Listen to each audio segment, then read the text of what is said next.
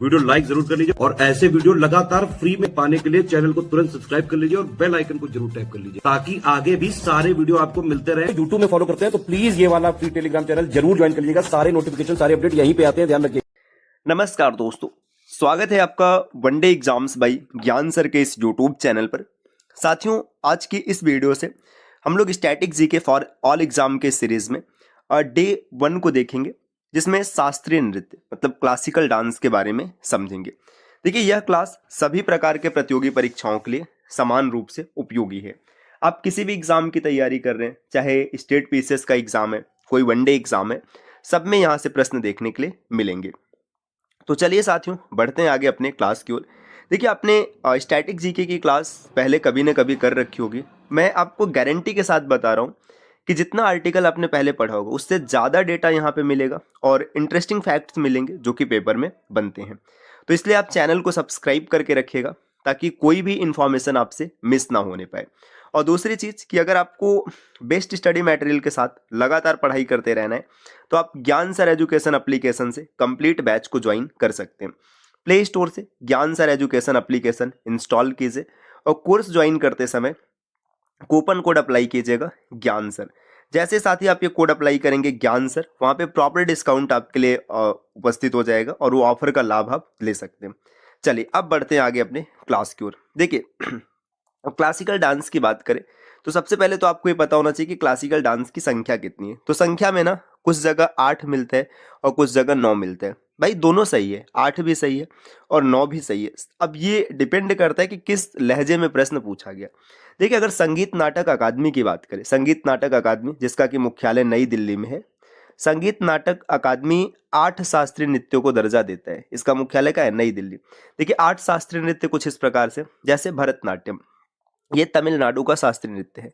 कहाँ का है? तमिलनाडु। कथक, कथक उत्तर प्रदेश मतलब यूपी का है। कुचिपुड़ी ये आंध्र प्रदेश का है, एपी मतलब आंध्र प्रदेश, ठीक। कथकली, कथकली की बात करें और मोहिनी अट्टम की बात करें, ये दोनों केरल के नृत्य हैं। दोनों के कहाँ के हैं? केरल के हैं। मणिपुरी नाम से ही पता चल रहा है ये मणिपुर का है ना। और आगे बढ़ेंगे, ओडिसी नाम से ही पता चल रहा है ओडिशा का है और सत्रिया ये असम का है। तो जो यहाँ पर ये बताया गया संगीत नाटक अकादमी, इसके अनुसार कितने शास्त्रीय नृत्य? 8 है ना। अब याद करने का अलग अलग ट्रिक होता है, सब अपने हिसाब से सेट करते हैं। आपको ट्रिक भी बता दिया जाएगा, हर एक चीज रहेगा। पहले फैक्ट्स को याद कीजिए। देखिए, अगर आप संगीत नाटक अकादमी के अनुसार देखेंगे तो 8 शास्त्रीय नृत्य है। तमिलनाडु में भरतनाट्यम है, यूपी में कथक है, कुचिपुड़ी आंध्र प्रदेश का है, कथकली और मोहिनी अट्टम ये दोनों केरल के हैं, है ना। मणिपुरी मणिपुर में किया जाता है। इसी तरीके से ओडिसी ये उड़ीसा का है और सत्रिया ये असम का है। तो ये है संगीत नाटक अकादमी के द्वारा। अब वहीं पर अगर संस्कृति मंत्रालय के हिसाब से देखेंगे तो शास्त्रीय नृत्यों की संख्या है 9। 9 कैसे होगा? जो 8 पहले के हैं वो तो सब रहेंगे ही रहेंगे, है ना। और इसमें एक और भी शामिल हो जाएगा, छऊ, है ना। संस्कृति मंत्रालय जो है छऊ को भी शास्त्रीय नृत्य का दर्जा देता है। छऊ ऐसे 3 प्रकार का होता है। इसमें पुरुलिया छऊ है जो कि पश्चिम बंगाल में किया जाता है, मयूरभंज और सरायकेला ये कहाँ किया जाता है, आप कमेंट करके जरूर बताइएगा। तो चीजें स्पष्ट हो गया। 8 कौन मानते हैं? संगीत नाटक अकादमी। और संस्कृति मंत्रालय के अनुसार 9 है। 8 जो पहले के वो तो रहेंगे ही रहेंगे, इसमें छऊ को भी शास्त्रीय नृत्य में शामिल किया गया। अब आगे बढ़ेंगे। देखिए, अब इसकी जानकारी कहाँ से पता चलती है? जैसे शास्त्रीय नृत्य है, इसकी जानकारी कहाँ से मिलती है? तो इसकी जानकारी मिलती है भरत मुनि की एक पुस्तक है नाट्य शास्त्र। तो नाट्य शास्त्र से इसकी जानकारी मिलती है, ये भी तथ्य आपको याद होना चाहिए। ऐसे तो शास्त्रीय नृत्य के लिए अलग अलग पुरस्कार दिए जाते हैं, लेकिन अगर कभी राष्ट्रीय पुरस्कार की बात आ जाए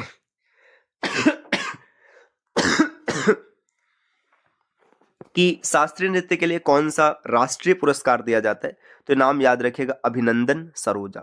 और जितने भी नाम यहाँ पर बताए जा रहे हैं सब पेपर में पूछे जा चुके हैं, ऐसा नहीं कि कोई भी फैक्ट ऐसे रखा जा रहा है। अभिनंदन सरोजा राष्ट्रीय पुरस्कार है जो कि शास्त्रीय नृत्य के लिए प्रदान किया जाता है, ठीक। अब आगे बढ़ेंगे। नेक्स्ट यहाँ पर देखिए, अब हम लोग देखेंगे भरतनाट्यम के बारे में। जो 8 शास्त्रीय नृत्य है उसमें से एक के बारे में आज हम लोग डन करेंगे। देखिए, भरतनाट्यम की बात करें तो इसका प्राचीन नाम है सादिर या फिर इसे सादिरट्टम भी कहा जाता था। तो भरतनाट्यम का ही एक नाम है सादिर या सादिरट्टम। ये भगवान शिव से संबंधित है, मतलब शिव के मंदिरों में किया जाता था। अब देखिए मंदिरों में किया जाता था और मंदिरों में इसको किया करती थी देवदासियां, तो इस कारण ना इसका एक नाम और भी है, मंदिरों में देवदासियों के द्वारा किया जाता था, इस कारण इसको दासी अट्टम भी कहा जाता है। तो अब इसके 3 नाम, ये नाम जरूर याद रखिएगा। देखिए सबसे पहले तमिलनाडु में है, कहाँ किया जाता था, भगवान शिव के मंदिरों में, जिस और देवदासियां करती थी, तो इसे सादिर भी कहते थे, सादिर अट्टम भी कहते थे, और मंदिरों में दासियों के द्वारा किया जाता था, इसलिए दासी अट्टम भी नाम दिया जाता था। अब यहाँ पे एक नाम लिखा हुआ है कृष्णा अय्यर। अब कृष्णा अय्यर का नाम क्यों आवश्यक है? कृष्णा अय्यर ही वो पहले व्यक्ति थे जिन्होंने भरतनाट्यम नाम दिया। तो अगर भरतनाट्यम की बात करें तो भरतनाट्यम नाम किसने दिया था? तो ये नाम सबसे पहले दिया था कृष्णा अय्यर ने। ये पॉइंट यहाँ से क्लियर हो गया। अब इसके शैली की बात करें, किस शैली में किया जाता है? तो ये कर्नाटक शैली में किया जाता है। ये आप याद रखिएगा, कर्नाटक शैली। भरतनाट्यम की शैली कौन सी? कर्नाटक शैली। अब इतनी चीजें आप याद रख सकते हैं। देखिए भरतनाट्यम भगवान शिव के मंदिरों में होता था, देवदासियों के द्वारा किया जाता था, इस कारण इसे दासी अट्टम कहते थे। इसके प्राचीन नाम है सादिर अट्टम या फिर सादिर। कृष्णा अय्यर ने पहली बार इसे भरतनाट्यम नाम दिया था। ये कर्नाटक शैली में किया जाता है। अब नृत्य के भाग की बात करें तो नृत्य के कुल 6 भाग हैं। ये पॉइंट काफी इंपॉर्टेंट है। नृत्य के कितने भाग है? 6 भाग। इसमें पहला भाग है अलारिपू, दूसरा जाति स्वरम, तीसरा शब्दम, चौथा वर्णम, पांचवा पदम और छठा थिल्लाना। अब एक एक के बारे में आपको पता होना चाहिए। जो अलारिपू होता है ये आह्वान होता है। आह्वान का मतलब जब ये नृत्य स्टार्ट होता है तो इससे पहले जो आह्वान किया जाता है ये चीज होता है, ठीक। दूसरा जो जाति स्वरम है, जाति स्वरम नृत्य भाग होता है, मतलब ये प्रॉपर नृत्य करते हैं तो जो नृत्य भाग होता है उसको जाति स्वरम कहा जाता है। तीसरा है शब्दम। शब्दम क्या होता है? इसमें शब्दों के साथ ना लघु रचनाएं, मतलब इसमें शब्द होता है, इसमें लघु रचनाएं बताई जाती हैं। वर्णम होता है एक कहानी, इसमें एक कहानी का वर्णन किया जाता है। जो कहानी रहता है कहानी का वर्णन करते हैं। इस कहानी के वर्णन में नृत्य होता है, उसके माध्यम से बताते हैं। और पदम जो होता है, पदम का मतलब होता है धार्मिक प्रार्थना, एक तरीके से प्रार्थना की जाती है। यहाँ पे ये 5वां भाग है जिसमें प्रार्थना होता है। और जो तिल्लाना ये अंतिम है, मतलब लास्ट पार्ट इसका होता है। और इसमें क्या होता है, ये मतलब तराना के जैसे चीजें चलती है इसमें। तो इसके 6 पार्ट्स यहाँ से हो जाते हैं। अब एक पॉइंट पेपर में ये भी आता है चिदम्बरम मंदिर। चिदम्बरम मंदिर कैसे जुड़ा हुआ है, ये पॉइंट पूछा जाता है। देखिए ये जो भारत, दक्षिण भारत में चिदम्बरम मंदिर है ना, ये मंदिर का गोपुरम है ना, गोपुरम में भरतनाट्यम की मुद्राएं बनी हुई चित्रित है। तो आप याद रखिएगा तमिलनाडु में है चिदम्बरम मंदिर। इसके गोपुरम में है ना, मंदिर कहाँ पर है? तमिलनाडु में है। गोपुरम में भरतनाट्यम की मुद्राएं चित्रित हैं। तो ये पॉइंट याद रखिएगा, है ना। आगे यहाँ पे देखिए एक शब्द लिखा है नट्टू अनार। नट्टू अनार कौन होता है? तो जो इसमें गुरु होते हैं, भरतनाट्यम सिखाने वाले जो गुरु होते हैं उनको नट्टू वनार कहा जाता है। गुरु को क्या कहते हैं? नट्टू वनार। अब आगे देखिए, और आगे बढ़ेंगे, यहाँ पर देखिए दिया प्रमुख शैलियाँ। तो प्रमुख शैलियाँ, इसमें शैलियों को वाड़ियाँ भी कहा जाता है। तो कभी ऐसा भी प्रश्न आ सकता है कि प्रमुख वाड़ियाँ कौन कौन सी है? तो यहाँ पर 4 वाड़ियाँ आपको दिख रही है। देखिए तंजावुर शैली है पहला, दूसरा है पांडनलूर शैली, है ना, तीसरा है वजूर शैली, है ना, और चौथा है यहाँ पर दिया है मेत्तलूर शैली। इसमें सिर्फ एक एक नाम याद रखिएगा। जो तंजावुर शैली है, तंजावुर शैली में जो कदप्पा पिल्लई है ना, ये इसमें नट्टू वनार रहे थे। कदप्पा पिल्लई, है ना, कदप्पा पिल्लई ये इसके गुरु रहे थे, जिसे नट्टू वनार कहा जाता है ना। ये कई बार पूछ लिया जाता है कि इस शैली का विकास किसने किया था। पांडर नूर की बात करेंगे तो इसमें मीनाक्षी सुंदरम पिल्लई, मीनाक्षी सुंदरम पिल्लई ये यहाँ पे गुरु थी, है ना। इसके बाद आगे देखिएगा वुजूवर की बात करेंगे तो इसमें रमैया पिल्लई, है ना, इसमें रमैया पिल्लई का नाम याद रखना। और चौथा यहाँ पर जो दिया गया है मेत्तुनुर, इसमें दोइरा राज अय्यर, है ना, दोइरा राज अय्यर। ये 4 नाम भी आपको याद रखने हैं। तो साथियों ये कुछ इंपॉर्टेंट फैक्ट्स थे जो कि पेपर में आ सकते हैं। अब इसमें जो प्रमुख नर्तक हैं उनको ना हम लोग अलग से करेंगे। पहले नृत्य के बारे में समझेंगे, फिर नर्तक को समझेंगे। तो देखिए एक बार फैक्ट्स को रिवाइज कर लेते हैं। कितना आसान है, बस आपको ध्यान से समझना है। देखिए सबसे पहले जो स्टैटिक जीके में शास्त्रीय नृत्य है, क्लासिकल डांस, इसमें देखिए संगीत नाटक अकादमी ये कितनों को दर्जा देता है? संगीत नाटक अकादमी के अनुसार देखेंगे तो ये मानता है कि क्लासिकल नृत्य कितने हैं? संगीत नाटक अकादमी का मानना है कि 8 है, ठीक। ये अब 8 कौन कौन से यहाँ पे बताया गया? भरतनाट्यम, कथकली, कुचिपुड़ी, कथक, मोहिनीअट्टम, मणिपुरी, इसके बाद ओडिसी और सत्रिया, इनके स्टेट सामने लिखे गए। संस्कृति मंत्रालय छऊ को भी दर्जा देता है कि छऊ भी शास्त्रीय नृत्य है। अब जानकारी की बात करें तो भरत मुनि की पुस्तक है नाट्य शास्त्र, जिससे ये जानकारी प्राप्त होती है। और शास्त्रीय नृत्य के लिए राष्ट्रीय पुरस्कार है अभिनंदन सरोजा, ये पुरस्कार प्रदान किया जाता है। ठीक, अब भरतनाट्यम देखिए, ये भगवान शिव के को समर्पित है। प्राचीन समय में मंदिरों में देवदासियों के द्वारा किया जाता था, इसी कारण इसका नाम दासी अट्टम भी है, बाकी इसे सादिर या सादिर अट्टम भी कहते हैं। अच्छा, एक पॉइंट और भी है कि ये देवदासियों के द्वारा किया जाता, तो ब्रिटिश सरकार ने 1910 में इसे प्रतिबंधित कर दिया था। तो ये पॉइंट भी कई बार बन जाता है कि ब्रिटिश सरकार ने कब प्रतिबंधित किया था, 1910 में किया था। आगे कृष्णा अय्यर ने इसे भरतनाट्यम नाम दिया, है ना। शैली कर्नाटक शैली है। नृत्य के 6 भाग होते हैं, अलारिपु, जाति स्वरम, शब्दम, वर्णम, पदम और तिल्लाना। इसका अर्थ यहाँ पर लिखा गया। आगे चिदम्बरम मंदिर तमिलनाडु के गोपुरम में इसकी मुद्राएं चित्रित है। तो सीधा सीधा पूछता है कि किस मंदिर में इसकी मुद्राएं चित्रित है, तो चिदम्बरम मंदिर। जो नट्टू अनार है, वो जो गुरु होते हैं उन्हीं को नट्टू अनार कहते हैं। प्रमुख शैलियाँ जिसे कि बाड़ियाँ कहते हैं 4 है, तंजावुर, पांडनलूर, वजुवूर और मेत्तलूर, है ना। इसमें कदप्पा पिल्लई, मीनाक्षी सुंदरम पिल्लई, रमैया सुंदरी और दोइरा राज अय्यर। तो साथियों, ये आज की क्लास रही जिसमें हम लोगों ने कुछ महत्वपूर्ण फैक्ट्स का डिस्कशन किया है। ठीक है, भरतनाट्यम कल की क्लास में हम लोगों ने देखा था। आज दूसरा शास्त्रीय नृत्य है मोहिनी अट्टम। तो सबसे पहला प्रश्न तो यही बन जाता है कि ये नृत्य कहाँ किया जाता है, किस राज्य में, तो ये केरल राज्य में किया जाता है। अब देखिए, केरल में 2 नृत्य है, तो इसमें जो मोहिनी अट्टम है ना, ये सिर्फ महिलाओं के द्वारा किया जाता है। ये पॉइंट भी आपको याद रखना है, क्योंकि डायरेक्ट प्रश्न बन जाते हैं कि मोहिनी अट्टम किसके द्वारा किया जाता है। तो केरल राज्य में है, दूसरा महिलाओं के द्वारा किया जाता है। 2 पॉइंट हो गया। तीसरा, इसका शाब्दिक अर्थ क्या होता है। इसका शाब्दिक अर्थ होता है मोहिनी का नृत्य, मोहिनी का नृत्य इसका शाब्दिक अर्थ होता है, या फिर इसे जादूगरनी का नृत्य भी कहा जाता है, जादूगरनी का नृत्य। देखिए, ये इसका संबंध किससे, तो इसका संबंध है भगवान विष्णु का जो मोहिनी रूप होता है, भगवान विष्णु के मोहिनी रूप से इसका संबंध है। आपने पौराणिक कथाओं में देखा होगा कि जब समुद्र मंथन किया जाता है तो उसमें अमृत और विष या तमाम चीजें निकलती हैं। तो जो अमृत पान है, ये कराने के लिए भगवान विष्णु ने क्या किया था कि उन्होंने मोहिनी का रूप धारण किया था, जिससे देवताओं को उन्होंने अमृत पान कराया और असुरों को उन्होंने सामान्यतः उनके साथ छल कर दिया। तो जो भगवान विष्णु का मोहिनी रूप है, उसी से मोहिनी अट्टम का संबंध है। तो देखिए, यहाँ पे 4-5 फैक्ट्स है जिसे आप याद रखिएगा। केरल राज्य में किया जाता है सिर्फ महिलाओं के द्वारा।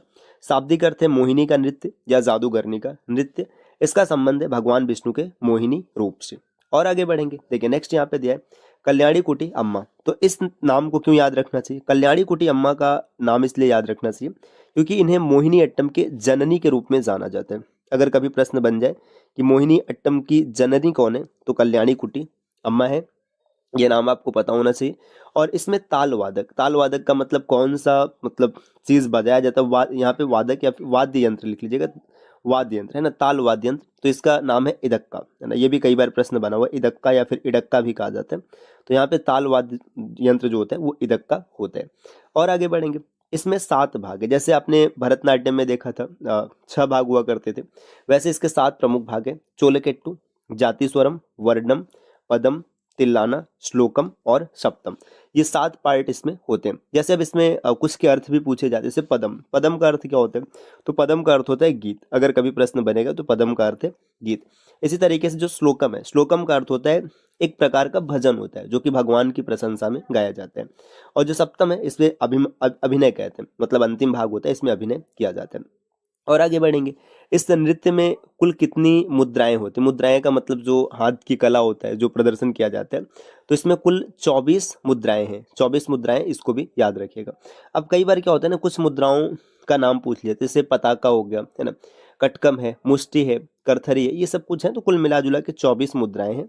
तो ये कुछ पॉइंट थे जो कि पेपर में बन सकते, मोहिनी अट्टम से संबंधित। देखिए, रिवाइज कर लीजिएगा, 1 मिनट में आराम से रिवाइज हो जाएगा। देखिए, मोहिनी अट्टम का संबंध किस राज्य से, तो इसका संबंध है केरल से। ये सिर्फ महिलाओं के द्वारा किया जाता है, दूसरा पॉइंट।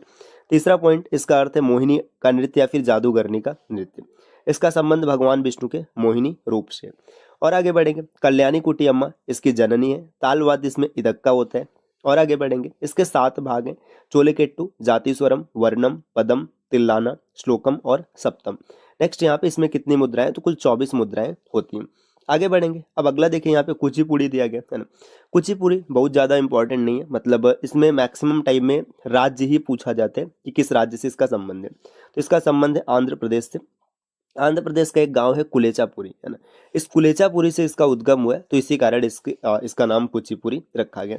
इसकी शैली कौन सी है, तो इसमें जो शैली इस्तेमाल की जाती है वो कर्नाटक शैली। तो 2 पॉइंट है, ये याद रखिएगा। अब यहाँ पे एक वर्ड लिखा है दारू। अब आप कहेंगे दारू क्या, तो जो इसमें संगीत प्रयोग किया जाता है, संगीत का जो मुख्य भाग होता है उसे दारू कहते हैं।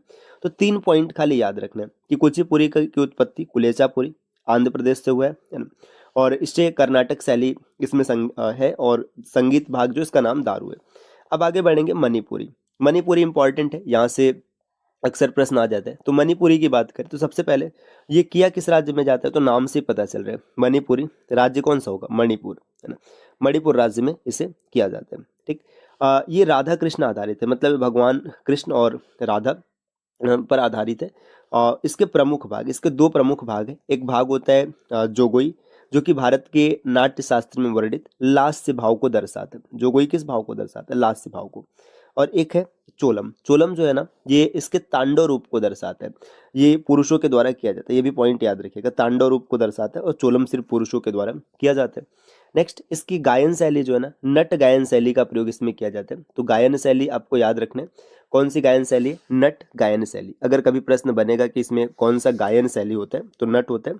अब इसके 2 प्रमुख भाग भी इसमें देखिए, जो विविधता है इसमें, एक है संकीर्तन, है ना, जो इसकी भक्ति पहलू होती है, और एक होता है रास, ठीक।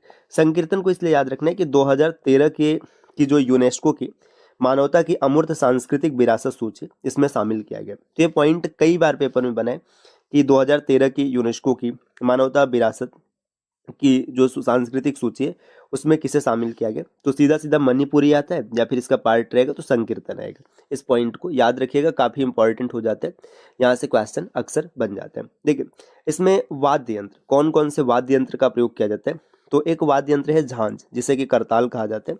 तो झांझ का प्रयोग किया जाता है, करताल हो जाएगा। दूसरा है ड्रम। ड्रम का मतलब चोलम, है ना। तो ये जो चोलम है ना, जो ड्रम है, अब कई बार इसका अर्थ पूछ लिया जाता है, चोलम का अर्थ क्या होता है, तो इसका अर्थ होता है ड्रम की गर्जना। ड्रम की गर्जना, अगर कभी ये प्रश्न आ जाएगा कि चोलम का अर्थ क्या है, तो ये भी आपको याद रखना है। और आगे बढ़ेंगे। देखिए, अब साथियों यहाँ पे हम लोगों ने नृत्य को डन किया। यूपी होमगार्ड का फॉर्म अगर आपने फिल किया हुआ है और उसकी कंप्लीट प्रिपरेशन करना चाहते हैं सिलेक्शन वाली, तो आप कंप्लीट स्टडी मटेरियल के ग्रुप को ज्वाइन कर सकते हैं। आपको प्ले स्टोर से ज्ञान सर एजुकेशन एप्लीकेशन इंस्टॉल करना है। कोर्स ज्वाइन करते समय कूपन कोड लगाइएगा ज्ञान सर। जैसे आप ये कोड अप्लाई करेंगे तो 20% की छूट मिलेगी, और मात्र 100 रुपये में आप कंप्लीट ग्रुप को ज्वाइन कर सकते हैं। अगर आपको अतिरिक्त जानकारी चाहिए बैच के बारे में, तो नीचे स्क्रीन पे जो नंबर दिख रहे हैं, आप इनमें से किसी भी नंबर पर कॉल या व्हाट्सअप करके भी कोर्स की जानकारी ले सकते हैं। तो मिलते हैं साथियों आपसे नेक्स्ट वीडियो में कुछ नए और इंटरेस्टिंग इन्फॉर्मेशन के साथ। तब तक के लिए नमस्कार।